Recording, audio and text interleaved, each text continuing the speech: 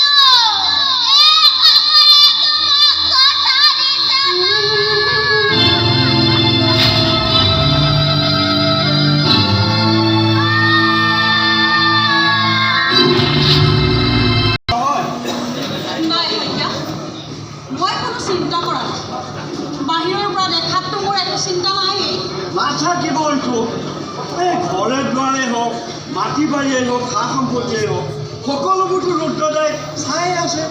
ৰুদ্ৰদাইতো আপোনাক কোনো তাতে টেনশ্যনেই দিয়া নাই। নাই নাই, ৰুদ্ৰৰ পৰা মই একোৱেই টেনশ্যন পোৱা নাই। তেখেতৰ মৃত্যুৰ দিন ধৰি সি তাৰ সকলো পঢ়া শুনা বাদ দি অকল আমাৰ চিন্তাতে লাগে। সি মোৰ বাবে মানুহ নহয় ভগৱান, কিন্তু মোৰ চিন্তা এই ল'ৰা ছোৱালীহালক লৈ। সিহঁত হালে আকৌ কি কৰিম? সিহঁতে অনখন চলে, সেই কথা সিহঁতে একেবাৰে সহ্যই কৰিব নোৱাৰে। নকৰিব এইটো। যিমান যি হ'লেও ৰুদ্ৰটো এখন ঘৰৰ ভিতৰৰ মানুহ নহয়, বাহিৰৰ মানুহে নাপায় কাৰণেই খং কৰে।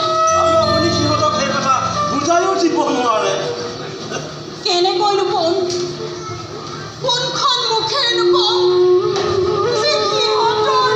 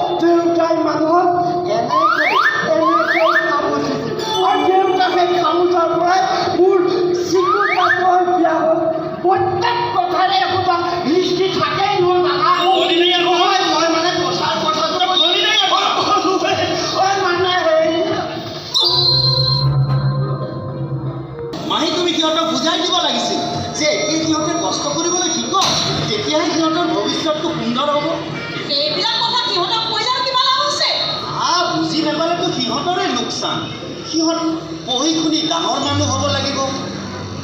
সিহঁতক লৈ মই গৌৰৱ কৰিব পাৰিব লাগিব। তুমি সপোন দেখিছা সিহঁতক লৈ? দেখিছোঁ মাহী, নিজৰ বুলি সপোন দেখিবলৈতো আৰু একোৱেই নাই। এখন কুকুৰা হৃদয়ত সোমাই আছে আকাশ ৰীমা নামৰ এহাল ল'ৰা ছোৱালী। সিহঁতৰ আশা, সিহঁতৰ সপোন। ৰুদ্ৰ, কিন্তু আজিকালি সিহঁতৰ কি হৈছে জানা মানে? সিহঁতৰ বেমাৰ লাগিছে সিহঁতৰ। কি বেমাৰ? বেমাৰ মানে আৰুনো কাৰণ কি? সেই আজিকালি সেই কলেজীয়া ল'ৰা ছোৱালীবোৰৰ গাত যে লাগে যে তোমাৰ লাভ ষ্টৰী।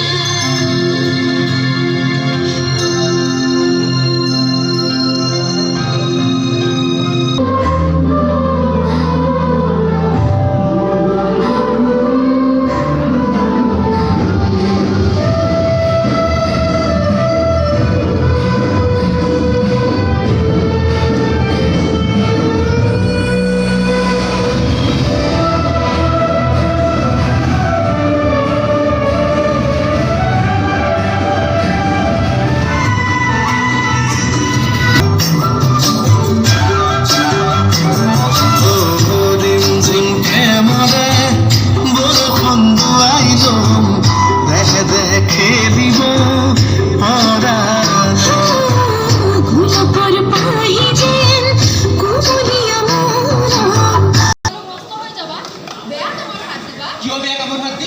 আমাৰ কি বিবেক বোলা বস্তুটো নাই নেকি? কোন হৈ লওঁ কি? কিটো আমাৰ কোনো নহয়। ভিতৰুৱা কাৰণে দেউতাই তাক তুলি তালি ডাঙৰ মানুহ কৰিলে। সন্তানৰ আসনত বহুৱাই ঘৰখন চোৱা চিতা দায়িত্ব দি দেউতা চিৰদিনৰ কাৰণে চিকুমছিল। আৰু দেউতাৰ মৰাৰ পিছত সি মাক পতাই মেলি একেবাৰে মূৰৰ ওপৰত বহিলে। হ'ব দিয়া। হ'ব দিয়া নহয় আৰু সহ্য নহয়। কি কৰিবা? একো কৰিব নোৱাৰা কাৰণে জ্ঞান এনেকৈ ফুৰে। যদি আজি মাৰ চাপোৰ্ট থাকিলে নে তাক মই ঠাণ্ডা বনাই দিলোঁ। মই কিন্তু কথাবোৰ তেনেকৈ নাভাবোঁ আকাশ। তেন্তে কেনেকৈ ভাবা? মই ভাবোঁ তোমালোকৰ ৰুদ্ৰদাই তোমালোকৰ বাবে যথেষ্ট চিন্তা কৰে। তোমালোকক ভাল মানুহ কৰিবৰ বাবে তেওঁ বহুত কি কৰিব আৰু যাবলৈ জীয়েক থাকিলে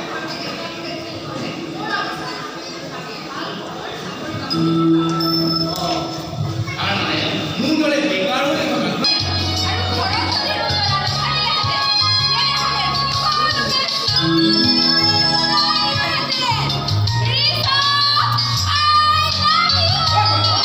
নাথাকিলেহেঁতেন তেনেহ'লে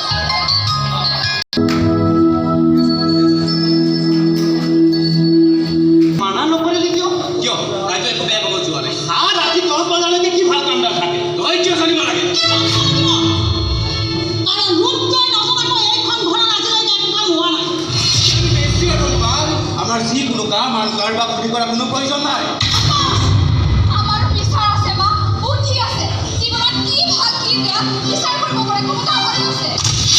এইবোৰ একো নাই তহঁতৰ। নিজকে বহুত চালাক বুলি ভাবা নহয়।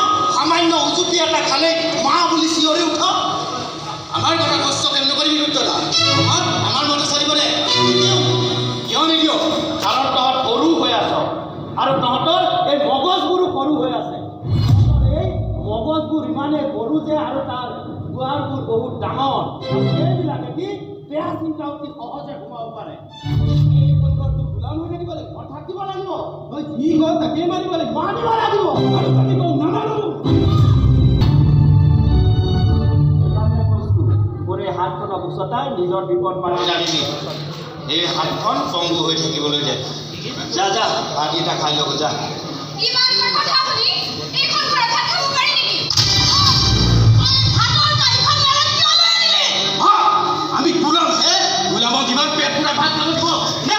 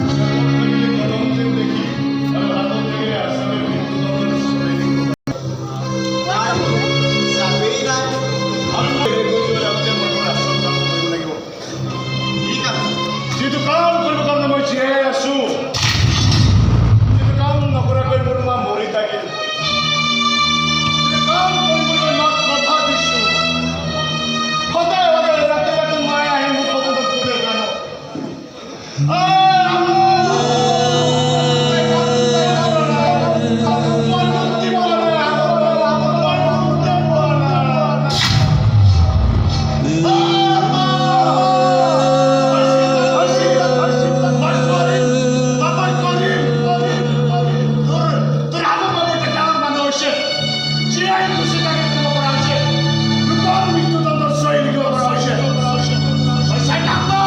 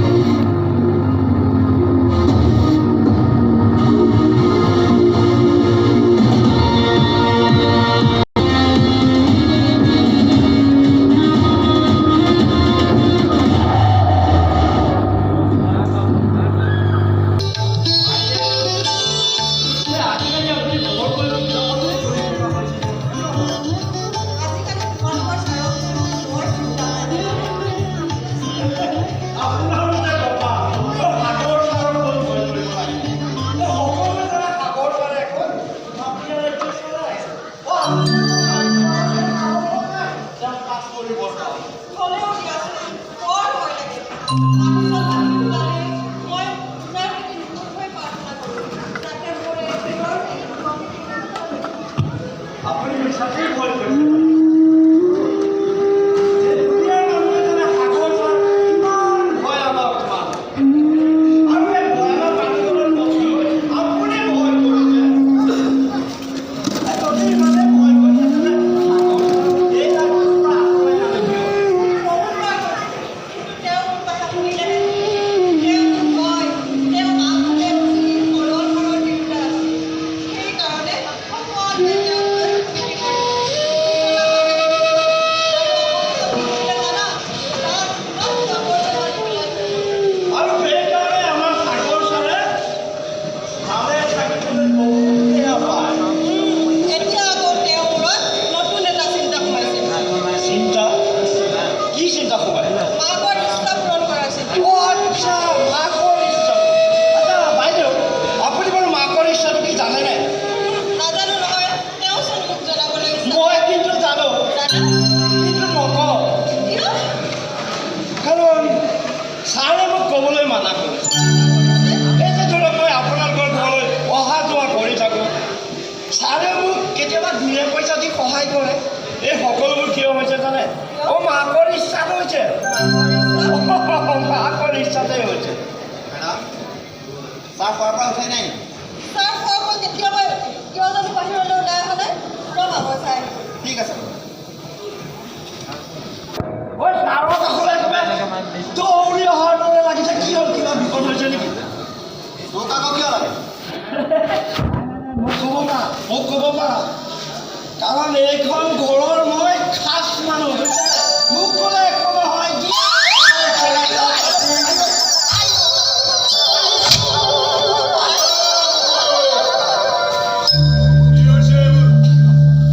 মানে ছাৰ সি মোক স্বীকৃতি দিছে এইখন ঘৰৰ পৰম বিশ্বাসী মানুহ ইচ্ছা কৰিলে ই চিকুটিব পাৰে আৰু ইচ্ছা কৰিলে ই বাগৰিব পাৰে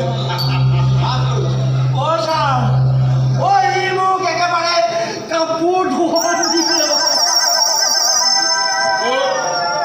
তুমি কি ক'ব লগা আছে কোৱা ৰজা মানে ছাৰ আজি আমাৰ মানে মানে কৰি নাথাকিবি কি ঐ কৈ পেলা কি ক'বলৈ আহিছে সোনকালে ক আৰু যা এই ছাৰৰ লগত মোৰ এটা দৰকাৰী কথা আছে নহয়নে ছাৰ বাৰু মানে ছাৰ আজি আমাৰ কোকাইনৰ ট্ৰাক এখন ধৰা পৰিছে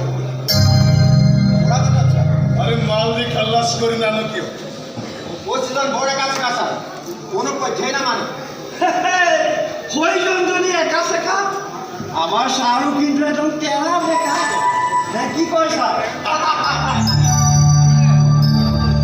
ৰজা মই দীপেন চৌধুৰী ফোন কৰিম এই মোৰ পোহনীয়া DSP হয় য'ত যি মেনেজ কৰিবলগীয়া আছে এই কৰি দিব তই যা কিন্তু ছাৰ ট্ৰাকখনত আৰে তই যা না কিন্তু ছাৰ ট্ৰাকখনত লাখ টকাৰ মাল আছিল ধত দেৰি তই যা না আমাৰ বহুত লোকচান হৈ যাব ছাৰ মায়ে যিমান লোকচান ভুগিছিল সিমানটো কোনেও ভোগা নাই মোৰ মায়ে যিমান চকুপানী টুকিছিল সিমানটো কোনেও টুকা নাই মোৰ 1 লাখ মাল মাৰ 500 পানীৰ মূল্য সমান হ'ব পাৰে মোৰ 1 লাখ টকাৰ নিচা মাল প্ৰতিৰোধৰ নিচাতকৈ বেছি হ'ব নোৱাৰে ছাৰ একদম ঠিক কথাই কৈছে উচিত কথাই কৈছে কিন্তু আপুনি ঠিক আছে এইকেইদিন অন্তত মোৰ মাৰ কাম কৰিবলৈ দে তাৰপিছত মই চাই ল'ম কোন পুলিচে মোৰ কামত হাত দিছে আৰু তাৰ কাৰণে কোনে ইয়াত গলি যায় তই যা ঠিক আছে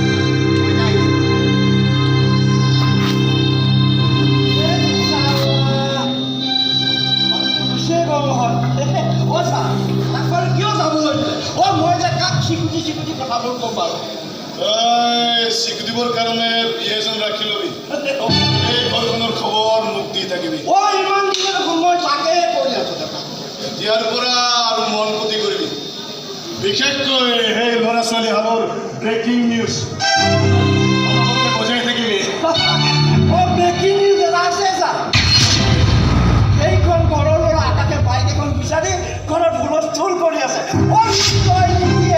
তাক লৈ ঘৰখনত একেবাৰে কুৰুক্ষেত্ৰ যুদ্ধ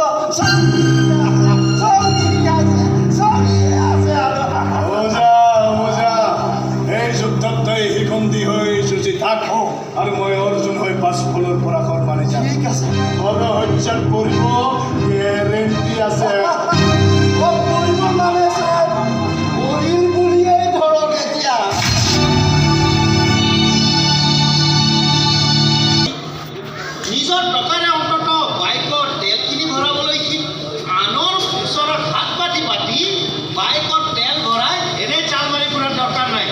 বাইক এখনতো কিমান পৰেও আমাৰ ফেক্টৰী মাল দি ইনকামৰ এটা সামান্য অংশহে।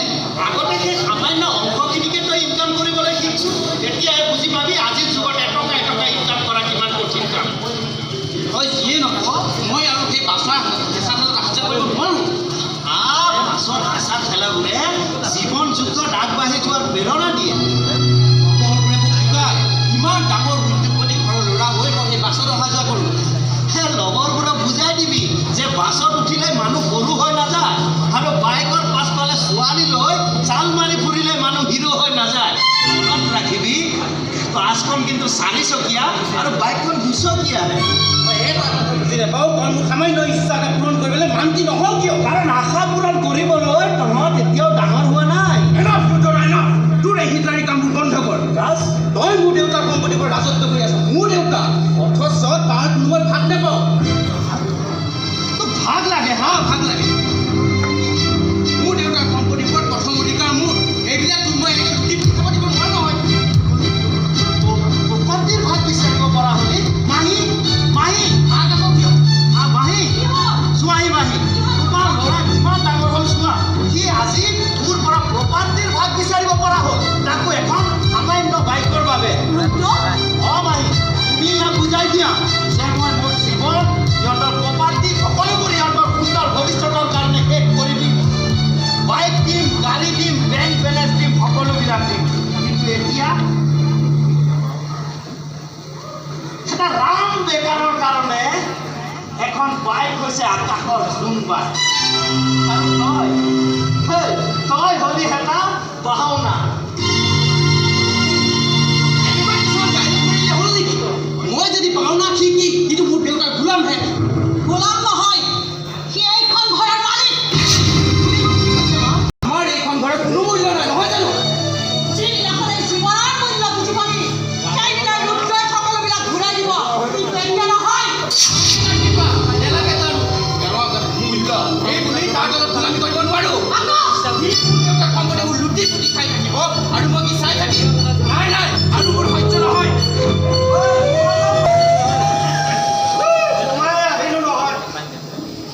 বৰ কিবা দৰকাৰী কথা পাতি আছিল যেন পাওঁ। আজি মাকৰ চকুত সন্তানে চৰম বিতৰ্ক হিচাপে ধৰা পৰিছে। তাতকৈ আৰু কি দৰকাৰী কথা হ'ব পাৰে?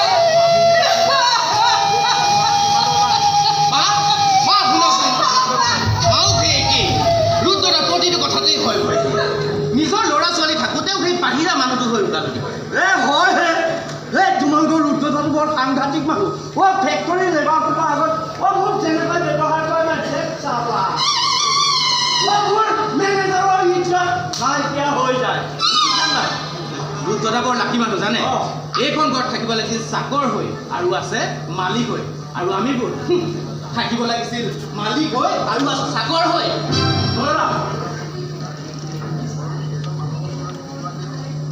ইমান পইচা দুখ পেটা কৰি থকাতকৈ মানুহ এজনৰ ওচৰলৈ নোযোৱা কিয়? কোন মানুহ আছে এজন ভয়ানক দয়াশীল মানুহ, নাম সাগৰ কুমাৰ।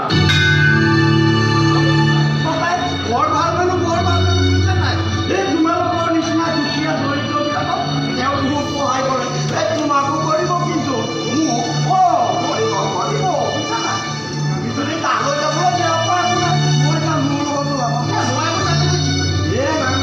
তুমি একো কৰিব নালাগে, কাষত গৈ থিয় হৈ থাকিলে তোমাক দয়া সাগৰে পেলাই গৈ তুমি চিকুতাটো মোৰ পিয়া মানে চিকুতাটো মোৰ পিয়া।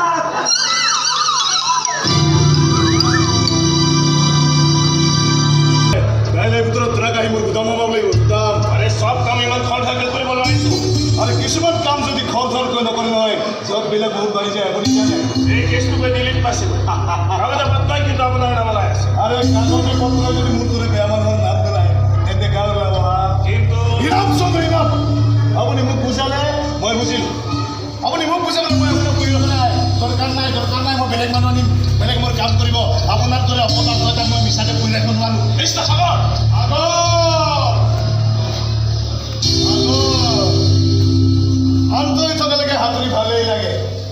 যদি অশান্ত হয়, কাক কেনেকৈ ঠাহি মৰি ভাঙি ছিঙি লৈ যায় তাৰ কোনো ঠিকনা নাই। গতিকে মোক শান্ত হৈ থাকিবলৈ দিয়ক, মই শান্ত হৈ থাকোঁ আপোনালোকৰ মনটো। আৰু যদি মই অশান্ত হওঁ, আপোনালোকৰ ধ্বংস।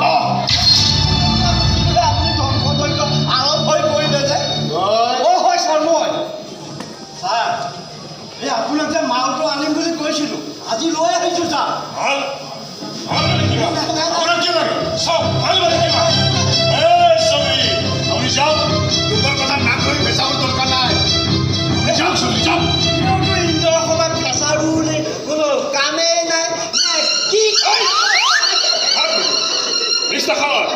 ইয়াৰ হাতখন চম্ভালি থাকিব নহ'বা দিনা কোনো মানে পালে ইয়াৰ হাত ভাঙি মই গুলি কৰিম। যাওক ছবি যাওক।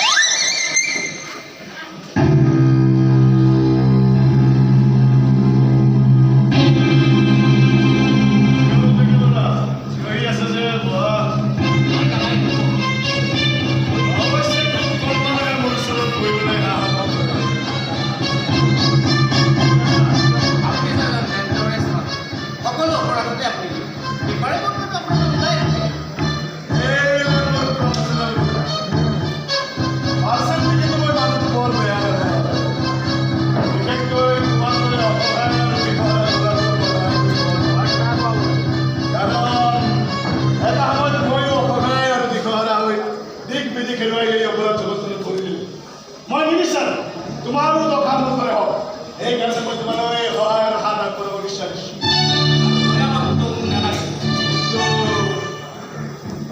লাগিব আজিকালি এজন গডফাদাৰ নোহোৱাকৈ জীৱনলৈ কেতিয়াবা কিবা এটা দিছোঁ, কিন্তু আমি এফালে গাড়ী জানিছোঁ।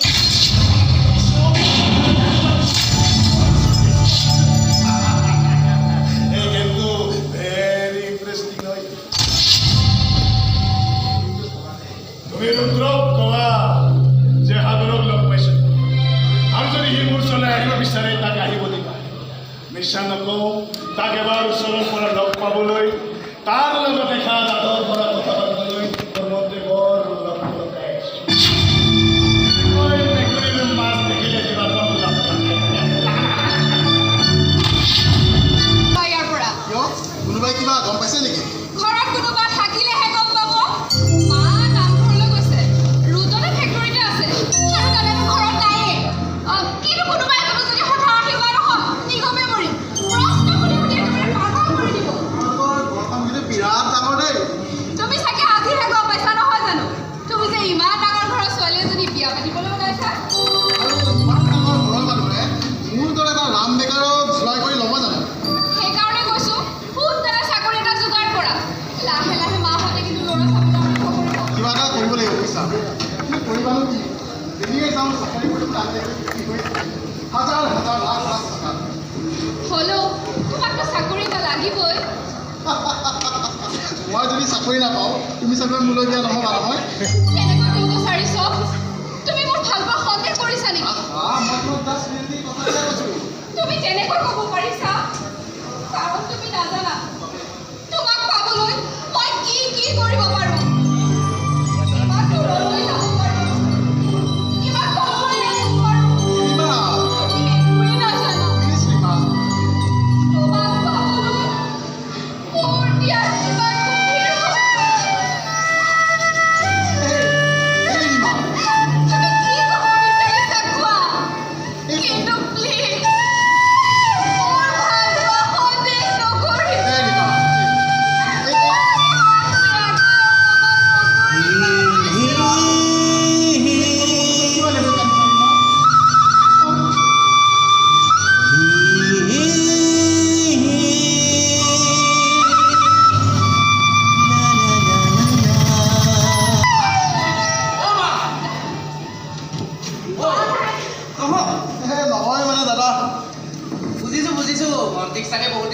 নহয়, সেইকাৰণে ঘৰলৈকে গুচি আহিছা। ভালেই কৰিলা, মানুহবোৰ এনেকৈ সামগ্ৰিককৈ চলিব লাগে। তুমি যিমানেই ভয় কৰি চলিবা, মানুহবোৰে সিমানেই তোমাৰ মূৰৰ ওপৰত নাচিব। ব'লা ঋষভ, ৰুদ্ৰদা আহি থাকিলে বৰ ডাঙৰ কথা হ'ব। কি ডাঙৰ কথা হ'ল? কি কৰিব সি? কি ভাবি নেকি আমাৰ ইচ্ছাবোৰ পূৰণ কৰিবলৈ অকল সিয়ে আছে? এতিয়াও এনেকুৱা মানুহ আছে যি আমাক মৰম কৰিবলৈ ৰৈ আছে। আমাৰ মৰম মোক নালাগে দাদা। ঋষভৰ লগত মোৰ ইচ্ছাবোৰ পূৰণ হ'লেই হ'ল। সপোনৰ ঘৰখন পাতিব পাৰিলেই হ'ল। ব'লা ঋষভ। ৰুদ্ৰদা,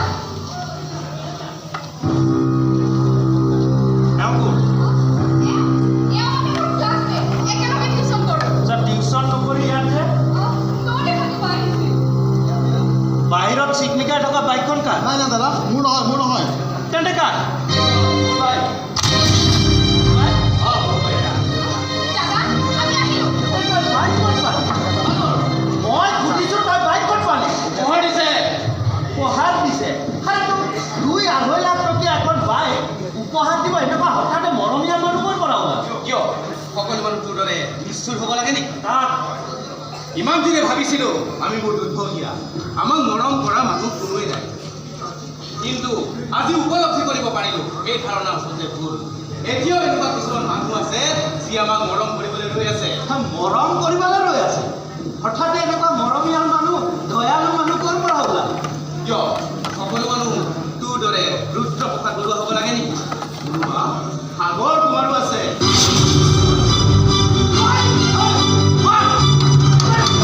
এতিয়া মোৰ সেইটো কামে লাগি থাকিব। সাগৰৰ পাল্লাত কৰিলি। তেওঁ কৈছে তেওঁ মোৰ সকলো নিশ্চয় পূৰণ কৰিব। সাৱধান বুলি কৈছোঁ।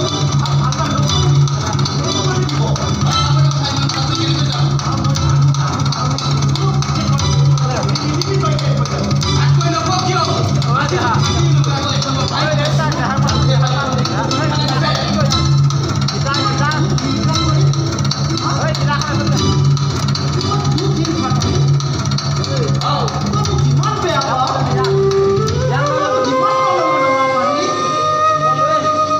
যা পাৰ্টিটা পাৰি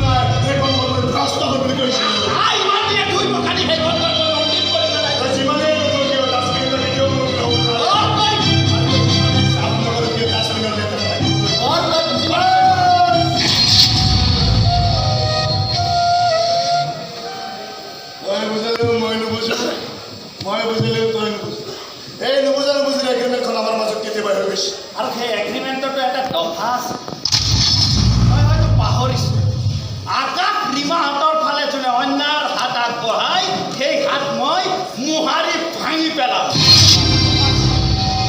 হয় হয়তো পাহৰিছোঁ সিহঁতৰ ধ্বংস মোৰ এইখন আগতে লিখা আছে তাক কোনোবা ৰুদ্ৰবা অঁতৰাই আহি মচিব নোৱাৰে কৰিছ কেতিয়াবাই কৰিছোঁ তই কিমান খেলিব পাৰ খেল কিমান টেকনিক খটাব পাৰ ফটা কিন্তু এটা কথা মনত ৰাখিবি যেতিয়ালৈকে মই সিহঁতৰ ৰক্ষক হৈ থাকোঁ কোনো ভক্ষকে সিহঁতৰ ৰক্ষণ কৰিব নোৱাৰে আশাৰী আহে সেই দিনটোৱে তাৰ শেষ দিন হ'ব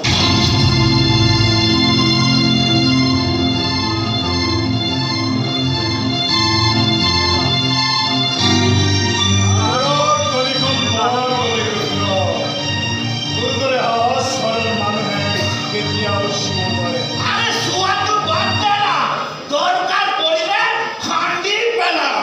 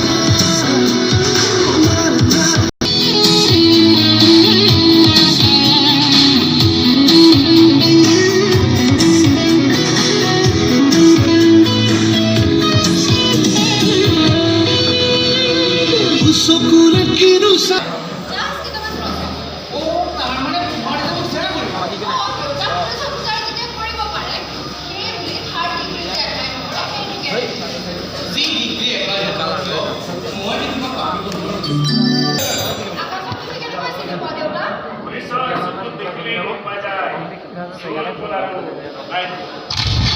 আৰু মাজুলী মোৰ এটা ধুনীয়া পেচা আপোনাৰ আনো ৰ'বা আকাশও চাহ খোৱালে আকাশ আলহী ন চাহ কেৱল আলহীক যাচিব মই যি কৈছোঁ তাত ৰাখিব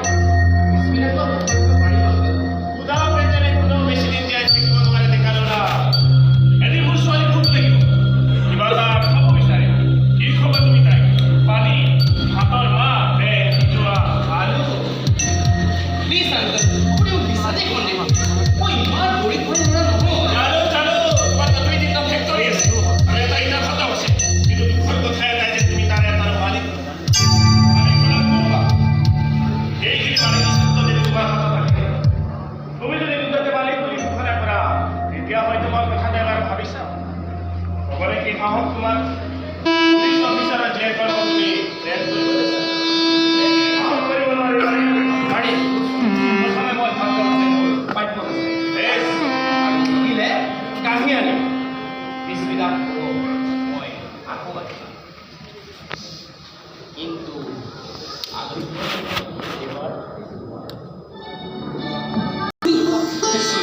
নিজৰ সন্তান হৈ সিহঁত কেনেকৈ ইমান অকৃতজ্ঞ হ'ব পাৰিব তুমি চিন্তা নকৰিবা মাহী সকলোবোৰ ঠিক হৈ যাব সিহঁতে ইমান দিনে মোৰ কাৰা শাসনহে দেখিছে যেতিয়া মোৰ মৰম দেখিব চাবা তুমি বম গলা দি গলিব আৰু মোৰ পাছে পাছে আহি ক'ব ৰুদ্ৰদা চকলেট এটা দে না চকলেট এটা দে না মাহী আচলতে কি জানা সিহঁত সৰু হৈ থাকোঁতে ভাল আছিল অন্ততঃ মই সিহঁতক ইমান গালি গালাজ পাৰি থাকিব লগা নাছিল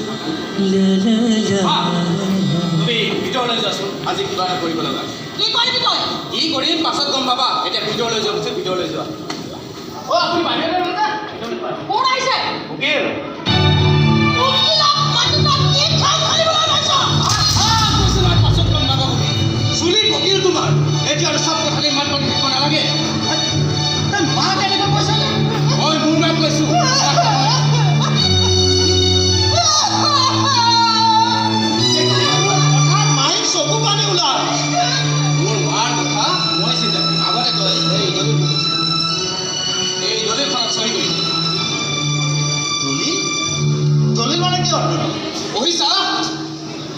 ইয়াত লিখা আছে এই ঘৰ এই প্ৰপাৰ্টি এই সকলোবিলাক তই মোৰ নামত লিখি দিছ মোৰ দেউতাৰ 3-4টা ফেক্টৰী ইটা থকা এই সকলোবিলাক মাটিৰ পৰা মালিক মই আৰু তাৰ তোৰ কৰ্তৃত্ব থাকিব মাত্ৰ 1%।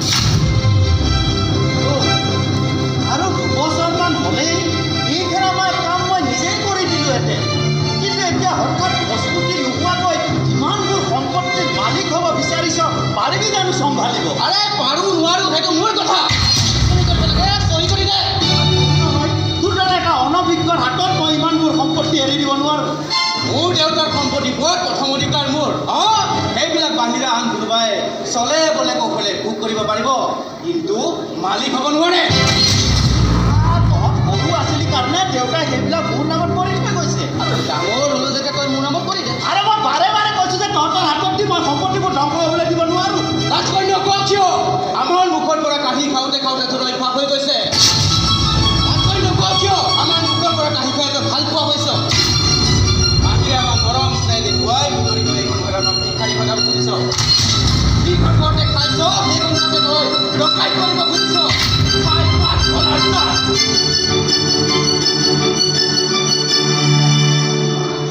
তই কি বুলি ক'লি মোক? মই আনৰ প্ৰাপ্য কাঢ়ি খোৱা মানুহ, মই ডকাইত? তই এটা মস্ত দুখীয়া মানুহ।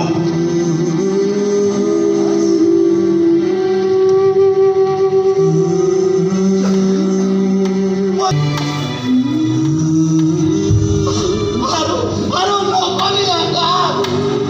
বাবা তোৰ নাটক বন্ধ কৰ।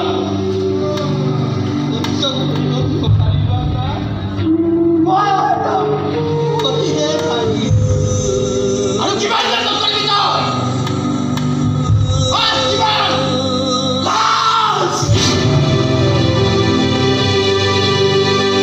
আজিকালি তই নহয় অন্য কোনোবা হ'লহেঁতেন মই এই ঘূণীয়া হাতখনেৰে চৰিয়াই চৰিয়াই তাৰ গাল ৰঙা কৰি দিলোহেঁতেন। আৰু আজি চহিও মই এই ঘূণীয়া হাতখনেৰে কৰিম, কাৰণ এই হাতখনত তোৰ প্ৰতি বহুত মৰম সোমাই আছে। চহী কৰোঁতে কষ্ট হ'ব হ'লেও আৰু বহুত কষ্ট পাইছে।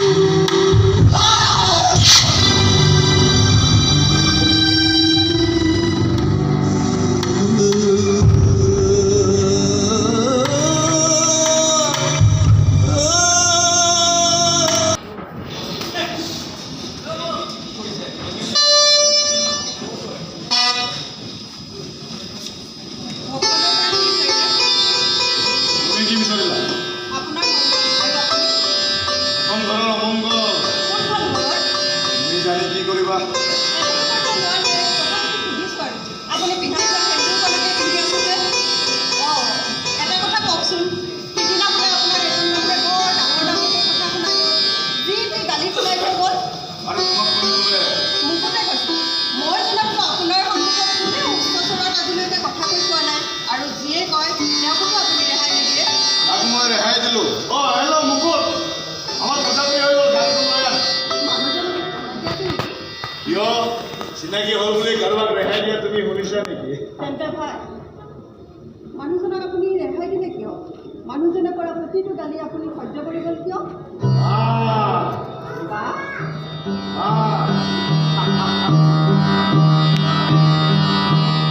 বতাহত বাহে বাহে ঘৰ নিশাই জুইৰ আৱিষ্কাৰ হৈছে বুলি তুমি শুনিছা নহয়? ঠিক তেনেকৈ একুৰা জুই সৃষ্টি কৰিবৰ কাৰণে মোকো এডাল বাঁহৰ প্ৰয়োজন আছিল। এই মানুহটোৱে পূৰণ কৰিছে। আমি দুটাই ঘঁহনি খালে জুইৰ সৃষ্টি হ'ব, ঘৰ যদি ছাই হ'ব,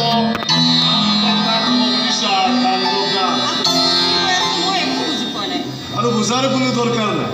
আৰু যদি তুমি বেছি বুজিবলৈ যোৱা কিজানি তুমিও যদি ছাই হৈ যোৱা।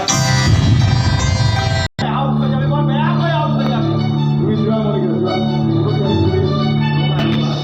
তুমি ইয়াৰ পৰিবাৰ নোহোৱা জানো? হয়, যদি হোৱা তেন্তে ইয়াক বুজোৱা যে ইমান কম বয়সতে তোমাক যাতে ই বিধৱাৰ সাজ নিপিন্ধায়। তোৰ কি ক'ব লগা আছে মোক ক।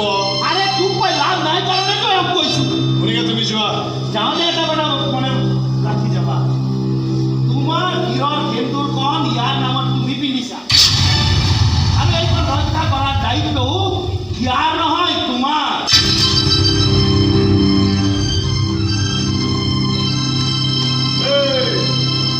তই আজি একো আহিলি যে? মই কিয় আহিছোঁ তই নাজানো?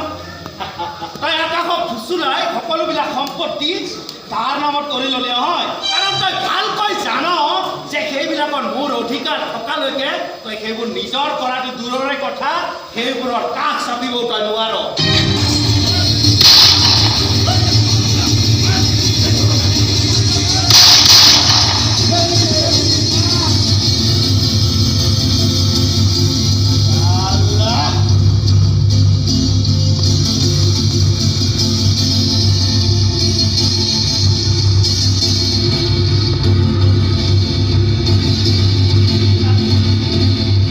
আছিল কোনোবা মক্কেল, আগতে চাগে মই মাৰিছিল, এতিয়া তাৰ বদলা ল'বলৈ আহিছে। আমাৰ জগতত এইবিলাক চলিয়ে থাকে, ভেৰি নৰ্মেল। মোক বচোৱাৰ বাবে ধন্যবাদ। আচ্ছা, তই মোক বচালি যে? ধন্যবাদ দিয়াৰ আগতে এটা কথা মনত ৰাখিব, মই যাক বচাওঁ বুলি ভাবোঁ তাক কোনেও মাৰিব নোৱাৰে, আৰু যাক মাৰিম বুলি ভাবোঁ তাক কোনেও বচাব নোৱাৰে।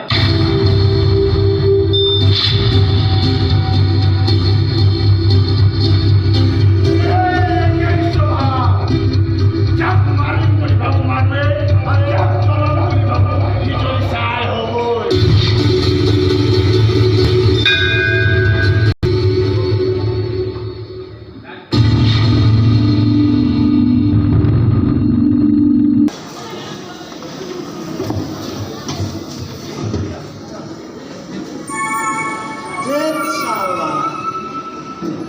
কি যে মানুহ এটা মই এপইণ্টমেণ্ট দিলোঁ, ব'লা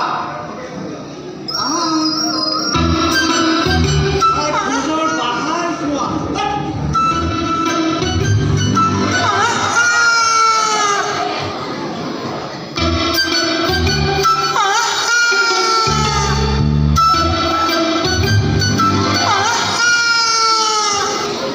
অ' ছাৰ, ছাৰো আপুনি যে মোক এপইণ্টমেণ্ট দিলে মই বুজিয়ে নাপালোঁ কি কাৰণে এপইণ্টমেণ্ট দিলে মোক।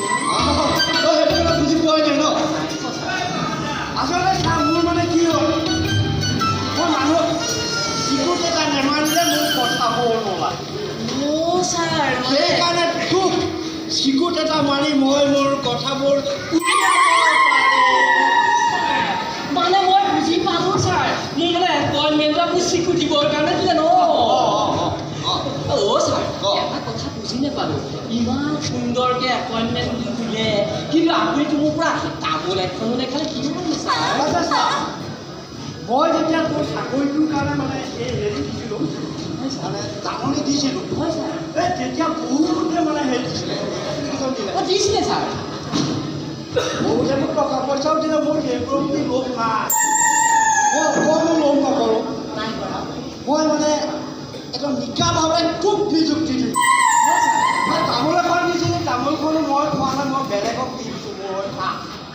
হয়। ঠিক আছে। চালা ইয়াত কথা পাতি থাকিলে বহুত দেৰি হ'ব নহয় ছাৰ মোৰ কথা কিছুমান সুধিবলগীয়া আছিলে ছাৰ ছাৰ আপুনি মোক এপইণ্টমেণ্টটো দিলে কিন্তু হেৰি নহয় ছাৰ আপুনি যে মোক চিকিউৰিটি থাকিব এই কোন কোন চিকিউৰিটি থাকিব মোক এতিয়া মই কিবা এটা বিশেষ কাৰণত ছাৰ কাৰোবাৰ ওচৰলৈ যাম কথাটো কোৱাৰ আগত মইতো ছাৰ বৰ দুখ পাইছোঁ ছাৰ সহ্য কৰিব লাগিব কেলে মইতো এইটো দিম ন পইচা হা? দৰমহা হয়।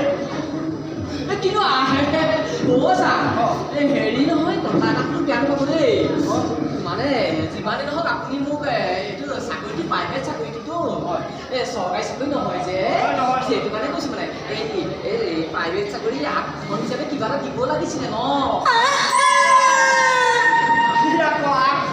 লাগিলে বাৰু তাৰ বস্তু ভাষা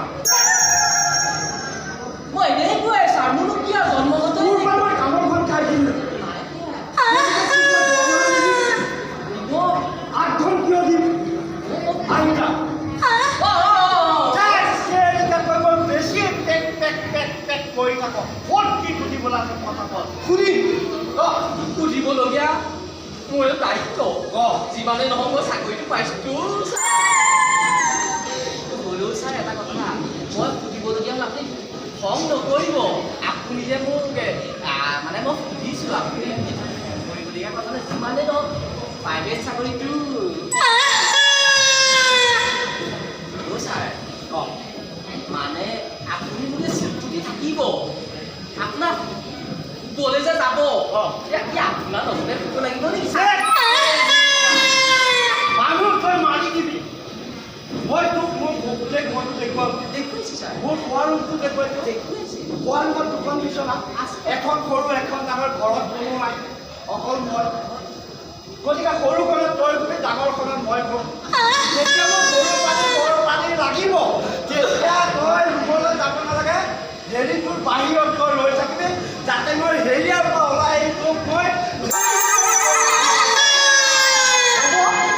এতিয়া আহি যাম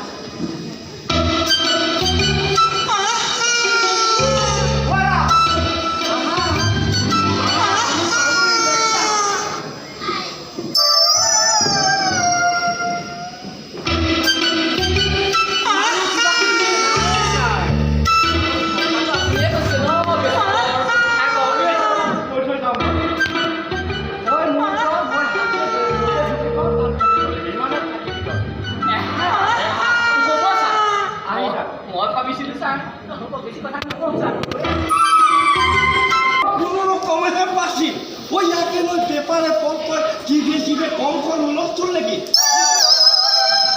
পিছনে গম পোৱা হ'লে কোনোবা ড্ৰাগছ বেপাৰী এটা বোলে ছাৰক মাৰিবৰ কাৰণে মানুহ লগায় এই তাৰ মানে আমাৰ ছাৰ থকাৰ কাৰণে কি মানে পেপাৰটো ভালদৰে চলাব পৰা নাই বুজিছা নাই তুমি আকৌ এইবিলাক কথা ভয় নাখাবা এই আমাৰ ছাৰহঁতৰ সমাজত আমুকক খোজা কালিলৈ তামুকক বুলিব এইবোৰ একেবাৰে সাধাৰণ কথা বুজিছা আপুনি বাৰু তেখেতক মোৰ প্ৰব্লেমটো কৈছোঁ ধুনীয়াকৈ বুজাই কৈছোঁ সহায় কৰি কেলে নকৰি কেলে দেখা নাই আকাশে বিচৰাৰ লগে লগে এইখন দেখোন দিয়েই দিলে হ'লেও ইমান টকা তুমি চিন্তা নকৰিবা আমাৰ ছাৰহঁতৰ টকা নিশ্চিন্তে থাকা হ'ব অফিচাৰজনে কৈছে 10 লাখ টকা দিলে ই চবৰ চাকৰিটো হ'ব মই দাদাক বিচাৰিছিলোঁ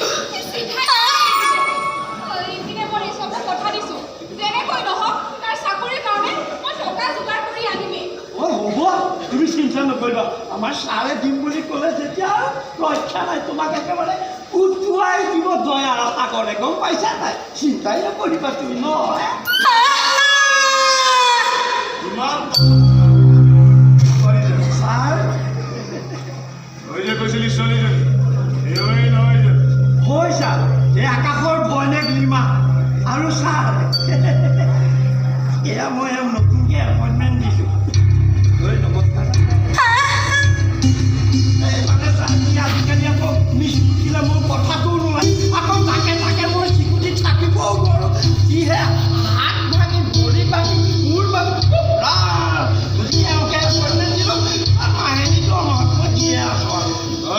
ইয়াক স্বীকৃতি থাকিব কিন্তু এওঁ কি হ'ব মই আশা কৰি ছোৱালীজনী আহিছে বাধা আপুনি কৰক আৰু মোৰ কাৰণে আপুনি এতিয়া কি আশা ভৰসা দাদাক যেনেকৈ চকু মেলি চাইছিল সদায় কৃতজ্ঞ হৈ থাকিম আপোনাৰ ওচৰত আরে তোমার কৃতজ্ঞতা মূল্য কি 10 লাখ টাকা নাই নাই নাই নাই নাই নাই নাই নাই নাই ইমান দামী কৃতজ্ঞতা মই জোৰবালে মই আপোনাক হাত জোৰ কৰিছোঁ মোক বিমুখ নকৰিব মই নিজক কথা দিছোঁ যেনেকৈ নহওক তাৰ চাকৰি কাৰণে মই টকা যোগাৰ কৰিমেই এতিয়া যদি আপুনি নাই কয় মই কি জবাব দিম তাৰ ওচৰত জবাববিলাক আগতে ঠিক কৰি থ'ব লাগে মইতো মোৰ মাক দিবলৈ জবাব পোৱা নাছিল কিন্তু এতিয়া লাহে লাহে পাই মই তোমাক 10 লাখ টকা দিম কিন্তু তাৰ বিনিময়ত তুমি মোৰ এটা কাম কৰিব লাগিব কি কাম এই কাম মানে চাই তোমাক চাকৰি এটা কৰাৰ কথাহে কৈছে চাকৰি কৰাত মোৰ অকণো আপত্তি নাই কিন্তু চাকৰিটো মোৰ এটা নাইট ক্লাব আছে তাৰ পাৰ্মানেণ্ট ডান্সাৰজনী ঘৰত বেমাৰ হৈ গৈ আছে তাৰ প্ৰায় তুমি চাকৰিটো কৰি দিব লাগে কি আৰে তুমি নাচিবও জানা নাইট ক্লাবৰ নচা তোমাৰ বিশেষ একো অসুবিধা নহয় 1 মাহ নাচি দিয়া 10 লাখ টকা লৈ যাবে এই তোমাৰ কথাটো শেষ কৰা আপোনালোকে মোক আন ঘৰৰ ছোৱালী বুলি ভাবিছে নেকি মই নাই ক্লাবত নাচিম ইমান জঘন্য কামৰ অফাৰ দিবলৈ আপোনাৰ লাজ নালাগিল Mama! Eso no se me quitó ahora que no se le ahí. Brincaré de la jala con el lazo. ভুল হৈছিল মোৰ ভুল হৈছিল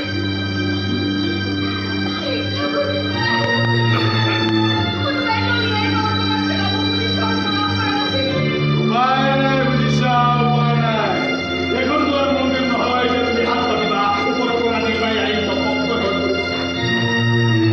যদি নিৰ্মাণে লাগে তুমি মন্দিৰলৈ যোৱা যদি 10 লাখ টকা লাগে তুমি মন্দিৰলৈ আহা তোমাৰ নাইট ক্লাবৰ দৰ্জা সদায় খোলা থাকিব টকাৰ বেগটো ৰেডি হৈ থাকিব আশা কৰি লাভ নাই এই কথালৈ মই আৰু ঘৰত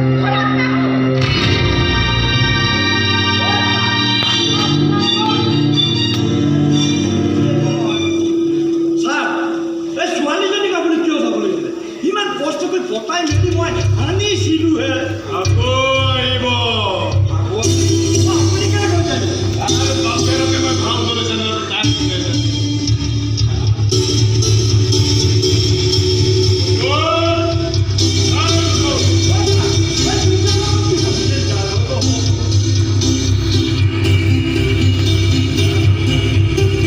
এই আমাৰ তাত ড্ৰাগছৰ কাৰ্টুনবিলাক পৰি আছে নহয় বুকিং কেনচেল কৰ নহ'ব মানে আধা ভিতৰত গোটাব পুৰা ৰাতি ৰাতি ড্ৰাগবোৰ যায় নহয় হয় ছাৰ একেবাৰে ৰাতি আপুনি তাক কাইলৈ ৰাতিটো ভাগত মাল নাযায় আমাৰ মাল যাব আমাৰ এই তই ড্ৰাগছৰ কাৰ্টুনবিলাক নি আহি ট্ৰাকত খাই লৈ আহিবি তাৰপিছত ই চবটো বুজাই দিব হ'ব ছাৰ মই চব বুজাই দিম মই এইবাৰ মোৰ ঘৰৰ পৰা পইচাকেইটা ওলাব যেন পালে আমাৰ ট্ৰাক কেইখন হ'লে পুলিচে মেনেজ কৰিব পাৰিব কিন্তু ফেক্টৰীৰ ট্ৰাক কেইখনটো চিনি নাপায় পুলিচে যদি ঢুকি পেলায় ধৰক মইতো তাকেই বিচাৰোঁ মোৰ হয়তো অলপ লোকচান হ'ব কিন্তু ইয়াত